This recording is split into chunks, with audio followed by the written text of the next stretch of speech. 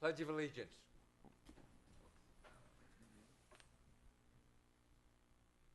I pledge allegiance to the flag of the United States of America, to the republic for which it stands, one nation, under God, indivisible, with liberty and justice for all. Can we call the roll, please? Commission members present are Charles Asarnoff, Here. Mike Casey, Here. Rich Charles, Here. Chuck Cook. Here.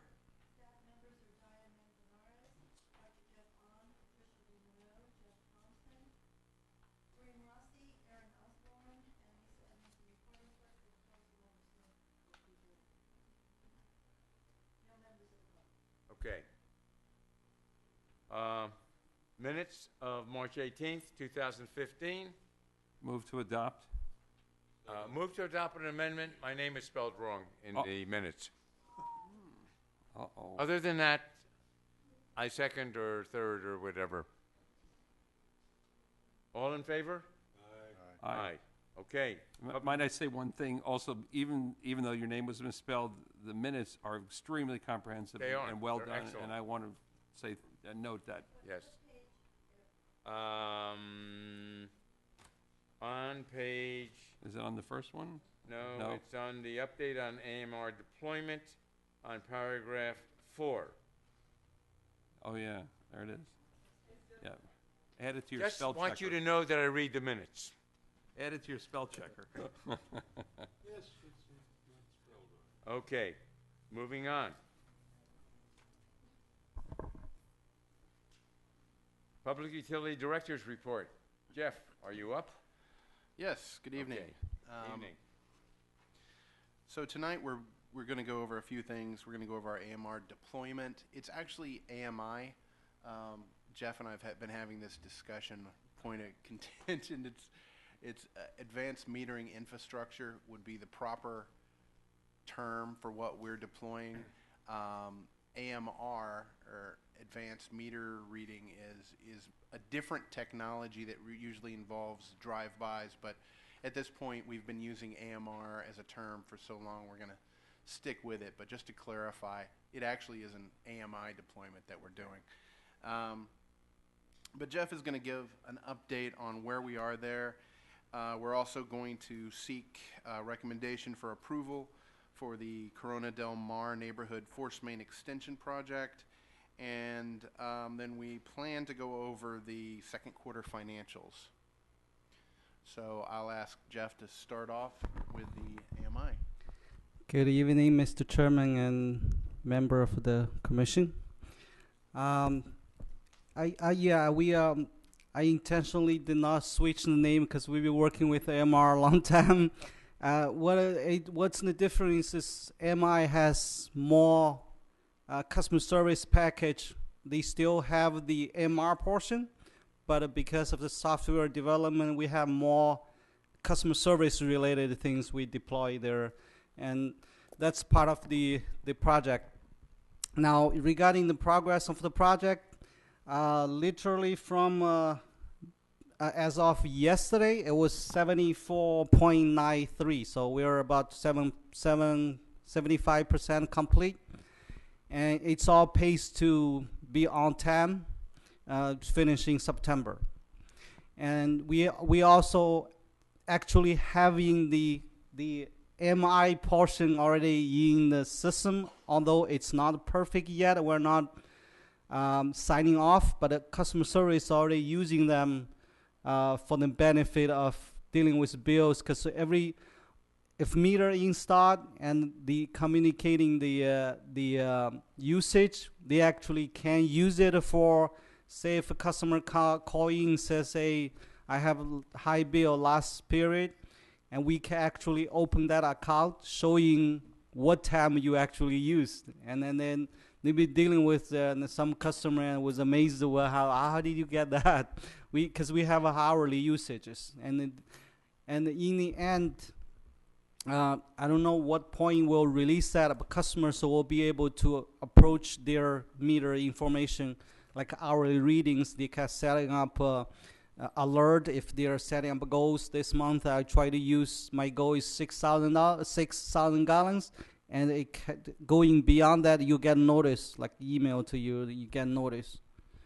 And you can also check if you have a leak, because it's hourly reading when you're in sleep, the meter still running, you have some leak. So those are the information will be available soon. Can I ask a question? Are the customers going to have some online access to some information about their account specifically? Yeah, that's what I'm talking. They'll be setting up account if they're willing to. Yeah, they can be. It's available. Real time? Yes, they can check the meter actually showing the digit there. If they're checking the meter, it's in there. Yeah. Impressive. Yes, it's yeah. We already have some training of the staff using it, and again, it's not a perfect yet, but we're using some of the information already. Thank you. I had a small problem when they came to my neighborhood, which was easily addressed with them, but I just pointed out, I mentioned it to Jeff. When they came to do their meters in Eastern Shores has very narrow streets with no sidewalks. They were parking their trucks on both sides of the street, so you could hardly drive through in order to get to your house. Okay. Because one guy from the meter company, he was on this side. The guy who was following him around from the city was on this side. And so I got the supervisor who was coming, because I watched them at my house, and I said, guys, you need to park on one side of the street so you don't impact the traffic here, because we have enough issues with the construction of new homes and renovations. I want to tell you, they were extremely cooperative. And after they finished my street, they came and knocked at my door and said, is everything okay? I mean, is everything working? Are you happy? And I must tell you, I thought it was really well done. They needed to be instructed before they went to those neighborhoods that you stay on one side, don't park on both sides of the street, because we have concrete trucks and subcontractors doing other work, and it became an issue. But I must tell you that I felt they handled it very well. Okay, yeah, we have weekly meetings. I'm sure I can address that. But yes, the knocking doors let you know that's their standard procedure after installation. Okay. All right. If you don't mind, we'll go a little bit out of order and talk about the second quarter financials now. We're joined by Femi Ongamola. Thank you. I want to apologize for coming late. I was a little confused as to the timing. We know the budget for the year is 30.4 million. So I'm going to go straight into before then, let me just give you this summary that we have prepared, so that we all have. Is that something we have? No, he's handing it out. Okay. Oh, this is the Reader's Digest version? Thanks, Jeff. Cliff Notes. Oh, is that it? Okay.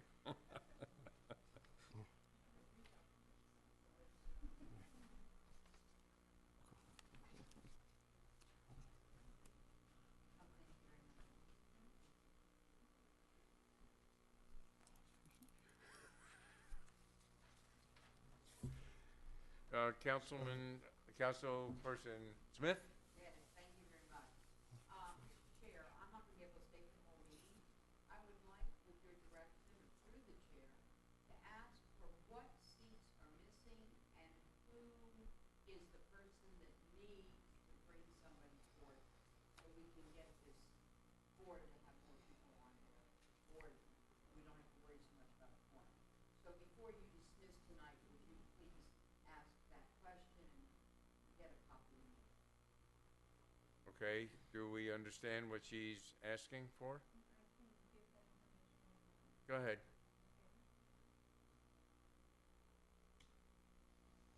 Okay, seat number 2, Councilman De Filippo, it's missing, and also seat number 5, Councilman Pierre. Okay, thank you very much. We'll take care of that. Hopefully for your next meeting. And Jamie Miller is not here today because he had a conflict, but he is on the board and normally attends. No, I know. Okay. Thank you very much. Okay. I'm sorry I interrupted. No problem. Okay, All move right. on. Thank you. Okay, so we are at 55% amount realized in terms of the revenue for the second quarter. Expenditure is at 33%. I want to put a caveat that the expenditure exclude all encumbrances at this point. It's just purely cash that has been paid out to date. So if you look at the encumbered capital projects, that number is a lot closer to what our revenue would be. Yeah. So I'm going to quickly go over the variances. One of the reasons why we had 55% in terms of water, it's because bulk sales was higher than planned. We have some higher installation charges and interest revenue higher than planned. On the expenditure side, however, hold on, let me quickly move that. One of the reasons in the capital outlays, we know that capital outlays are typically done towards about the second, the third, and fourth quarter. Right now, we have outlays that have been encumbered but have not been paid out yet. So that's why we have the 33%. That's largely the reason why. So what would the number be if you included the encumbered amount? It will be Percentage it will be close to about 48%. Or so. Okay, all right. 48. 48% if we include the encumbered. So I'm going to go straight to the sewer fund, still on the summary page. We've realized 47% of the budgeted amount as of the second quarter. Primarily, the reason for that is that there is a 500,000 that was added to carry over from prior period into the budget. If you take that aside, we would have been at 50%, but we are at 47% right now. I hope I've made that clear. Then the expenses is at 28%, and similar to water, capital projects have been encumbered but have not been paid out to date.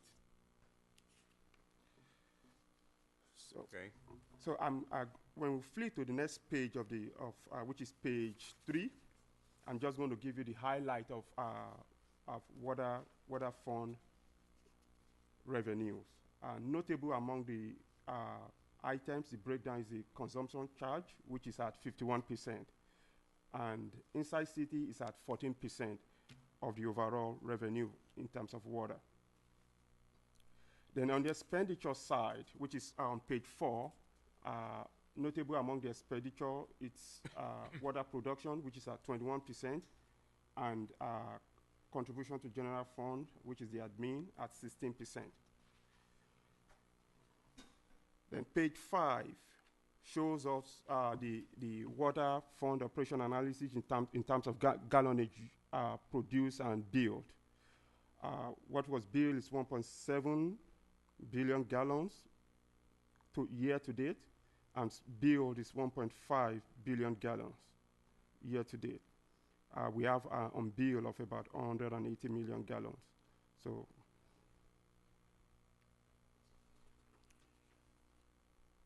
then on page 6, we have just what I said, but the graphical representation year to date has been 3.4 billion gallons that has been billed, as opposed to 2014, which we have about 3 billion gallons billed. So this is just a year-to-year comparison. Why is the trend up? Does anyone have a sense of what's? Yes, When I'm this not year. complaining. Yeah, this year though, remember, we have an unusual bulk water sales. Okay, who Yeah, bought the water? Who bought that Yeah, water? That's Miami-Dade Water and Sewer Department purchased the water inadvertently. Oh, that was the Oh. issue with the. oh, okay, Yes, with the yes. yes. They left their valve, or didn't maintain Open. their valve, and it was opened, and So did they So they- pony up the cash? Money? they have not yet made payment for that, but we've made it clear to them that we are expecting payment for that. Yeah. Well, they used the water. They billed They it. did, yes. Yeah, They got the revenue. So. Okay. I was wondering why that was. Okay. because that skews a lot of your financial numbers on the year to date Year to date. versus last year. Sure. Yeah. Was that encumbered or unencumbered money? That's right. It's recorded, it's just not yet realized. Okay. But even without that additional revenue, we still show revenues as up for water. Yeah, I was going to say even take that out. It's still showing. If you look years before, we have a small decline of the build, and between 2013, 2014, and it's showing it stabilized or going up a little bit. Yeah. And what's the actual dollar amount of their obligation? Do you have a ballpark figure? Miami-Dade's? Yes. What was the figure? About 1.4. 1.4 million? Yeah, it's About over $1 1.4 million bucks. I Okay. know that. Yeah. Okay. Thank you. 450 million gallons. 400, Yeah, it was about 450 million gallons. Just a, Okay. so just a small take Right. there. Little glitch. Okay. All right. On the sewer fund, the breakdown of the revenue shows that our consumption charges for the outside city represent about 64% of the total revenue, while following is the minimum charge outside city at 19%. So also the expenditure is broken down on the graph that is the pie chart following. We know notable among the expenditures the admin, which is at 21%, and sewage disposal fee at 24%.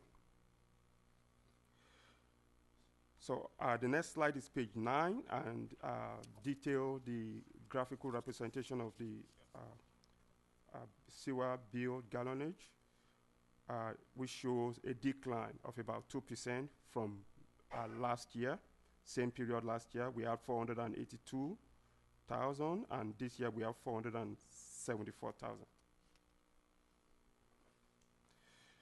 And then the fire flow impact and implant fees has increased for about 35% year over year. That's nice. Yeah. That's good.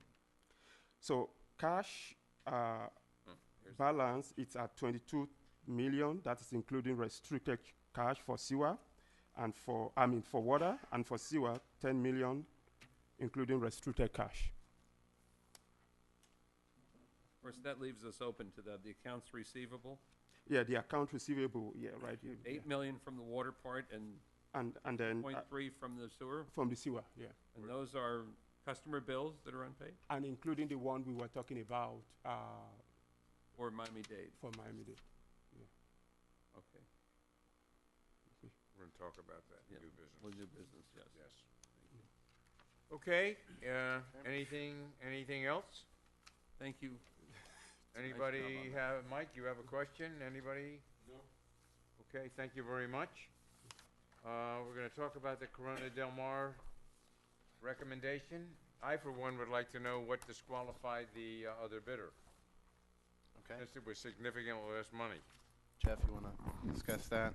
Yeah, the project require a specific technique to have it's a high density polyethylene pipe. They call this procurement make this a joke. It's called a butt fuse technique. So it's they don't have experience. They don't have the proper qualification required in project. They've never done that kind of a project Correct. before. Yeah. So that only left one company One bidder. bid, yeah, one, Yes. Correct. yeah. Yeah, one bidder. What was the your estimate of the cost of the project? The engineer estimate was 400. Okay, Yeah. We're at 600. Yeah, we do have $359,000 grant from yeah. the Fine. House, not DEP, Environmental Protection Department. And why is such a big disparity on the engineer's estimate and the bid? Do you have an insight into that? We're not sure. There are some. One thing I know of, Miami-Dade kick off their big project of whatever 1.6 whatever billion dollars project My understanding, a lot of engineer companies, contractors, they use a lot of them. Yeah, we anticipate there to be a lot of cost pressure on our projects in the near future.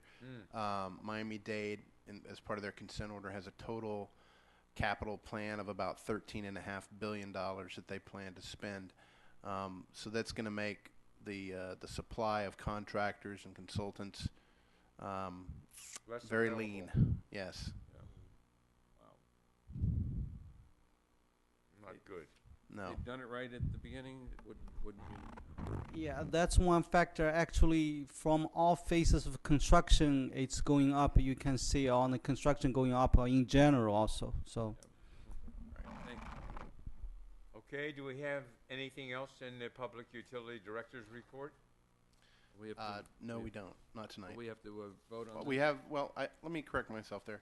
We did want to present an overview of our capital program. But Jeff, before you do that, do Sure. we have to vote on the, on this, this opportunity Yes. for this Yes, we- contractor? We would like, Okay, so I'll take a motion for voting and offering this contract to Veek Engineering and Consulting Corp. So moved. Second? Yeah. All in favor? Aye. Any opposed? So be it. That was easy. okay, Okay. so we have, Kareem Rossi is here tonight, and we know that there was some interest expressed in our capital plan, and we've got a map and a schedule of that. I'm assuming that's been passed out. Yes, okay. So if anyone has any questions on that, we didn't really have a presentation per se, Okay. but wanted to see if anyone had any questions that we'd be Mr. Rossi, happy to do you answer. want to give us a small overview of why you're here? Good Besides evening. being a good-looking guy that just had nothing else to do? Sure. It's Okay. budget time. Already? Yes. Before you is the map of our distribution system with 33 projects spatially located on the map. And the intent here was to show you where these projects were within our system. The map has 7 different color codes. Each area is basically a different city in our system. So, for example, on the right-hand side, Sunny Isles Beach in green has 2 projects in that area, whereas all the way on the left-hand side, the City of Miami Gardens has several. Yeah. If you go to the legend at the lower right, it gives you the number of projects within each one of those cities or areas. So yes, Miami Gardens has 17 projects. And also within those numerical locations, the purple circles are pump station projects. The green circles are just sanitary sewer projects, not pump station related, and the blue dots are water system projects. So just wanted to show you kind of how the projects are spread out throughout our system, so you can see we're spending money a little bit everywhere. So you can see that Kareem and his staff are quite busy I'd say around the service area, and I should point out that our newest civil engineer, Aaron Osborne, is also here tonight. Welcome. And Aaron has been with us for quite a while as an intern and was just recently promoted to civil engineer. So we're very happy to have him on board in a full-time capacity now. Did we ask where you went to college, where you went to school? Okay, good. I was hoping you were going to say University of Florida. So. Thank you.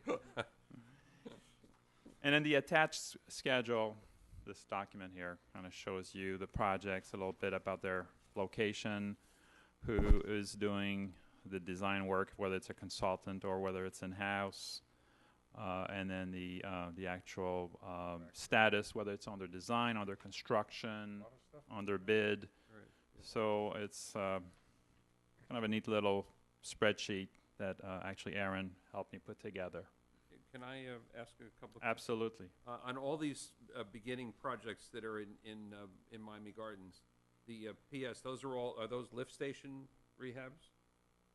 Like number 1, Scott Lake 4? Yes, correct. Yeah, the first 11 are pump station related projects. Okay, The first 10 are in the project that was awarded a couple of years ago to Comtech, which was a major sewer rehab project.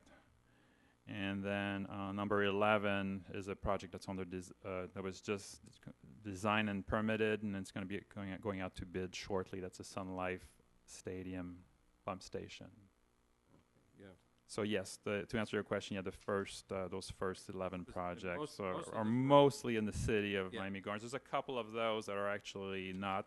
For example, number 7, which is Miami Lanes, that's actually inside the city of North Miami Beach. It's in the little industrial park there on the other side of I-95. Right. And a couple of other ones are in unincorporated Dade County, number 2 and number 10. And the finish dates on there are not necessarily completely accurate, right? I mean, those are like a moving target. It is a moving target. The construction completion target, I believe, is this summer, Jeff? Yes, it was the original completion date is in May, but because we have difficulty to getting FPL for services, so we're anticipating July or August to complete all 10 pump stations. And I had one more question on the number 13. Mm-hmm. That's in the northern part of Northeast 19th Avenue, up towards the. Correct. Okay. And is that going to take place in the road, or is that It's going to be in the rear alleys in the on both alley? sides. Okay, that's what I was wondering. Right, so it's going to serve those 16 properties, I think, between the gas station and the hardware store on one side, Right. and on the other side, I think it's a medical office all the way to the. And those are all going off of septic and onto sewer then? Correct. Yeah. Right, okay. That project has been hanging fire for 6 years. Yeah, but looks like it's getting ready to go. Correct. Yes. I was wondering, because the construction on Miami Gardens Drive is killing us, I was wondering I hear you. more roads. So, Okay, any other comments on portion of the presentation? Yeah, Bob, Jeff, yeah. something? Number 17 and 18, I believe, Kareem, those are the Golden Shore, the pipe bursts. We are anticipating to complete in June. They did the phase 2 is complete. They did it 3 bursts for the phase 3, so the anticipating early June will be complete on a burst. and this is the project where they actually put the pipe inside and Correct. actually burst the old pipe? Yes. So, Yes. fascinating. That's a new technology? I mean, It's been around for a Yeah, while. and they initially used it for like gas pipes. I think used that for a long time before, but in water it's relatively. I guess you started using a little more. And the material on the pipes, or It- what kind of material is? Yeah, it's the HDPE. It's polyethylene, Yeah, high talk definition English density. to me Yeah, a little. yes. It's the reason for that is a little flexible, so you can do. That's why I use that material. It's not a rigid. And that material is the material that's butt fused, Yeah, which we were that's- talking about earlier. the So one. that Yeah, so that that's whole same pipe material, gets fused or melted together, and then it gets pulled through. So it's really, really neat. And the benefit to this is that you don't have to dig and do all this, disrupt everything. We don't have to dig in the backyards. The customers we don't have to wait 2 or 3 days for the back tees to pass the lab, because it's pre-chlorinated pipe bursting. So it's pre-chlorinated above ground, goes through the normal lab testing 2 days. Once it's Right. cooked and passed, then we're able to place it in service within an 8-hour period. The area like a Golden Shore, the area it's not possible to have a machine in it's people's backyard. Right. It's not possible. So So it's cost effective and it's convenient for the customers. yes. I'd like to ask, is this more projects than are normally on the table at one time, or is this average, or is this less than we normally do at one time? I would say that we can expect this number to go up. Really? Yeah. Reem's not busy enough, right? And in addition to these, we have over 50 donation projects, Really? developer-driven projects. So we've Great. got a full plate. Okay. No, those are projects that are where a developer, say, is building a condo on the beach. They need to extend the water lines. We have over 50 of those. Well, you have a lot of those coming. We know that. Yep, Yeah. we're going to have a lot more. Great. Thank you. Thank you for the Okay, information. thank you. Very helpful. Do we have any other old business? New business? I'm going to bring up new Yeah, I was business. going to say, you want to bring it up. One of my other hats is president of the Eastern Shores Property Owners Association, and for a number of years, we have depended on the department downstairs that sends out the water bills to provide us with a list, and in recent years, a label for all those who receive a bill from the water department that live within the single property confines of Eastern Shores west of 35th Avenue. And we've used those labels to bill for our Property Owners Association with the cooperation of the city. Last year, I received the labels, we sent out our bills, and we got a significant number of the envelopes back as being unable to address, people moved, no forwarding address, no this or that. I thought about it. I mentioned it to Mac Serta. I said, Mac, I'm going to give you this stack of envelopes that came back because maybe somebody needs to find out, is this the result you're getting when your water department financial end is billing for people looking for money and they get the results that we got? I never heard from Mac. I'm sure he has a lot on his plate. This year, same thing. I got the labels. We sent them out and got back a significant number of envelopes which could not be delivered for one reason or another. And I just said to myself, if the water department is sending out all these envelopes and billing for all these water bills and they're getting back the number of returns that we're getting back for one reason or another, something's got to be wrong, because what do you do when people, they don't get their water bill? I met with Jeff, and I handed him this stack, and I said, I just have to tell you, and I must tell you honestly, as chairman of this board, I'm embarrassed to say I did not realize that the PUC did not handle the billing for water.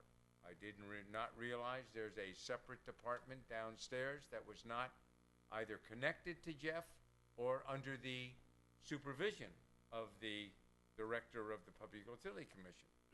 So I handed him all these, and I said, hey, I just think there's something wrong if you send out all these damn bills and you get all these envelopes back. You must be getting the same results in your department that collects the money. And I think Jeff has indicated tonight to me that, yes, that's exactly what happens, and that's why we have millions of dollars of uncollected water bills here that seems to just be getting bigger and bigger and bigger. And my answer, or my question is, as chairman of this board, how can we afford to just continue to send out bills to people that don't pay and not turn their water off and not make them play by the same rules that everybody else in this city plays by, and meaning you get a bill, you pay it. You could use the example of FP&L or Comcast or anybody else that provides you a service at your home. You don't pay, you don't get. Why do we allow them to continue to get without paying? And maybe this is the wrong forum to bring up that, but maybe you ought to bring the guy that's in charge of this up here so I can ask him that question at the next meeting. Because you're talking about a lot of millions of dollars. I understand it's a political issue. there are sections of the city where it's probably a bigger problem than other sections of the city. But, I mean, it's not equitable for those that pay their bills to allow others to get the services without paying their bills. Lee, you're looking at me. What are you going to say? Nothing. It's just that if there are water bills that aren't being paid, usually under Florida statutes, those bills can be leaned against the property. Well, there's nobody here to ask whether we're leaning it because this isn't a department that does it. Correct. In my view, this should be the department that does it. If you're in charge of the Public Utility Commission and you got a water plant and you sell the water, why are you not responsible for collecting the money and ensuring that the people who get your services pay their bills? I want an answer. Councilwoman, I hear you, loud and clear. it's a BS situation that's been let go for how long? I don't know, but it seems like There's millions involved here. pass the buck kind of story. Pass the buck. Both ends, water and sewer. Yeah, well, I mean, it's not equitable to the people that pay their bills. And how can I justify telling people, well, if you don't pay it, nothing's going to happen to you because we don't do anything about it in our city. We don't go after you. We don't file a lien. We don't do it. Maybe we do, but I doubt it. I think there have been some liens through the chair. If you request, would you like me to make sure that the manager's here at the next meeting and I would love the manager to be. I'd like an explanation. the department that does the billing to be here? All right? And you know, I'd never know this had I not needed that information for another purpose. But I think there's a lot of that stuff that goes on in this city that we don't know about, and that's why we're always looking for money to pay our bills. Anybody else have a comment? Chuck, you've been around here longer than I have, buddy. You know, I know that it's an issue that we've talked about before, years ago, and it's an issue I think that does need to be addressed. I think the last time we brought it up was during the recession. And at that point, the city was being a bit lenient because it was very difficult times for everybody. But the recession, according to our Washington, is over. Right. I know that doesn't, and I'm sure that there's areas in our service area that it's more of an issue. And, there are human beings involved also. So, we have to be sensitive to that. But it also is, we're selling water.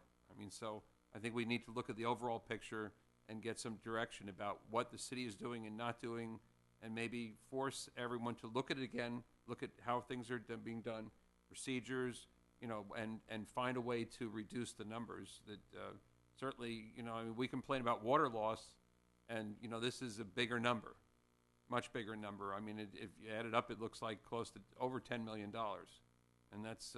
What could we do with $10 million? Oh. How long is this? The engineers are smiling right now. How long has this gone on? I mean, I was never really aware of it. Has this been the practice to have a separate, this part of financial instead of part of the PUC? Is this going on for generations? Anybody know? Dea, you seem to know. You're nodding and smiling.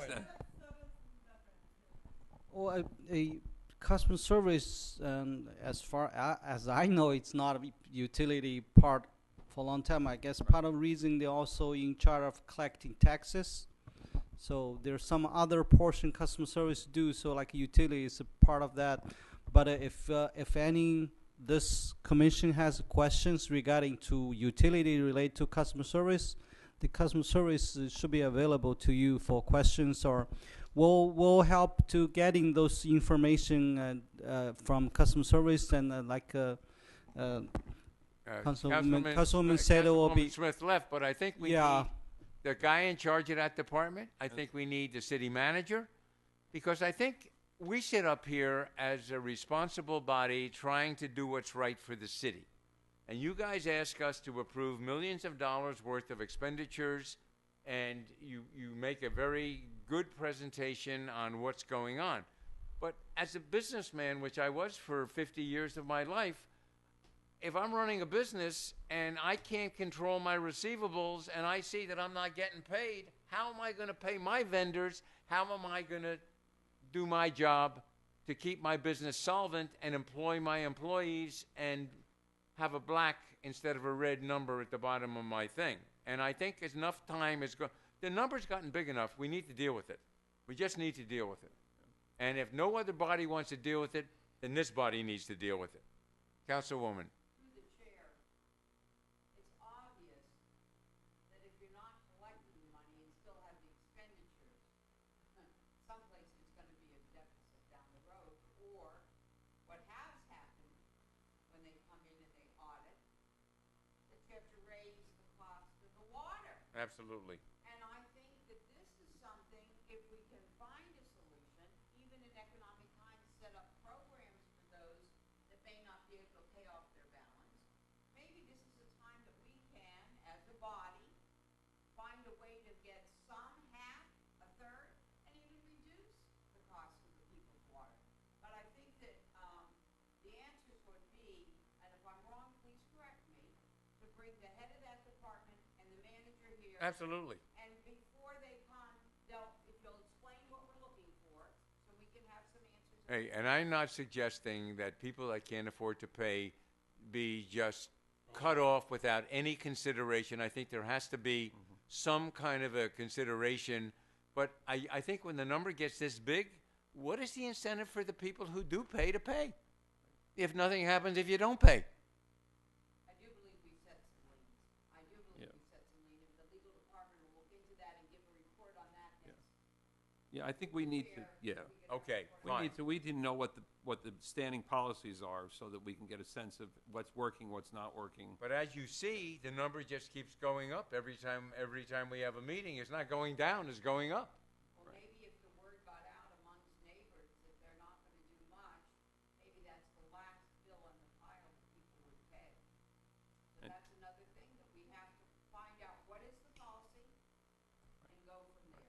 And Does the policy need to be corrected, or do we need to implement it? may I say one more thing? Also, I worked for the city of Dania Beach for 10 years and in the computer department, but what the trend we saw there was is they would shut people's water off, and then they had to pay $25 more to turn it back on. And sadly, you would see they were actually termed the frequent flyers because it was the same group of people Always. that were getting their water turned off because of economic hardships. So, you know, I think there's a level of sensitivity that we need to address also for people that are I in agree. economic difficulty. So, yeah, and you know, we'd like government to act more like business, but it's not. It's government still, and people are involved. But this is so. still a business, and it's the most profitable business in the city of North Miami Beach. Yes. And we can't allow that profitability to go down the tubes because we're not making it fair for everybody who's here. So, I mean, I'm not suggesting that we go and cut off thousands of people's water. I just think the situation needs to be addressed. I agree. And I, for one, was not aware of the enormity of the situation. Councilwoman. Well, I can agree with both of you. This is not a business, this is a government. But when the numbers get this high, Yeah. in government, the policy needs to be Addressed. looked at Of course, carefully of course. and see what the policy should be interested. So I'm glad you brought that to my attention and to our staff's attention. We'll get the legal department to tell us, we'll get the right people here with some answers. and we- Thank you. Be a long meeting next month. Okay, anything else in new business? Public comment? Okay, anybody else have anything else? Okay, motion to adjourn? I'll make a motion to adjourn. Second? Yeah. All in favor? Aye. Meeting is adjourned. All right. Thanks, everybody, for being here.